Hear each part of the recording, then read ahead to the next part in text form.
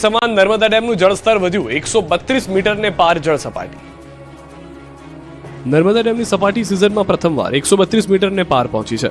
ઉપરવાસમાંથી પાણીની સતત આવક થતા ડેમની સપાટીમાં નોંધપાત્ર વધારો થયો છે. ઉપરવાસમાંથી 94,444 ક્યુસેક પાણીની આવક થતા સરદાર સરોવર નર્મદા ડેમની જળ સપાટી વધીને 132.5 મીટરે પહોંચી છે. ચાલુ સિઝનમાં પ્રથમ વખત ડેમની સપાટી 132 મીટરથી ઉપર નોંધાઈ છે. છેલ્લા 24 કલાકમાં ડેમની સપાટીમાં અંદાજે 1 મીટરનો વધારો થયો છે. ડેમની મહત્તમ સપાટી 138.68 મીટર સુધી જળ સપાટી પહોંચવામાં હવે માત્ર 6.68 મીટર જ બાકી છે.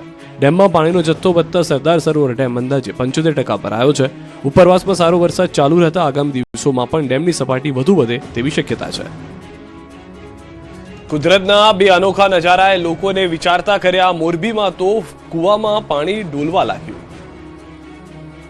રાજ્યમાં કુદરતના બે અનોખા નજારાઓએ લોકોમાં ભારે કુતૂહલ જગાવ્યું. મોરબીમાં એક કૂવામાં અચાનક પાણી હિલોળે ચડ્યું, જ્યારે નર્મદાના ડેડિયાપાડામાં બોરિંગમાંથી કુદરતી રીતે પાણીનો ઝરો ફૂટ્યો. જુઓ આ દ્રશ્યો.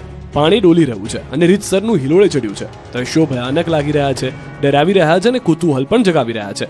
મોરબીના વીરપરડા ગામના દ્રશ્યો છે. અહીં કૂવામાં અચાનક પાણી હિલોળા લેતું જોવા મળ્યું. પાણીમાં થયેલી અસામાન્ય હિલચાલથી સૌ કોઈ આશ્ચર્યમાં મુકાઈ ગયા અને આ જ દ્રશ્યોએ અનેક સવાલો ઊભા કરી દીધા.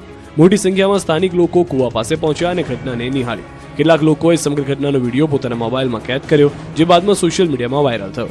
જોકે કૂવામાં પાણી આ રીતે કેમ હિલોળા લેતું હતું તેનું ચોક્કસ કારણ સામે આવ્યું નથી. ઘટનાએ સ્થાનિકો સાથે નિષ્ણાંતોનું પણ ધ્યાન ખેંચ્યું છે. બીજી તરફ નર્મદા જિલ્લાના ડેડિયાપાડા તાલુકાના નાની સિંગલોટી ગામમાં કુદરતનો અનોખો કરિશ્મો જોવા મળ્યો.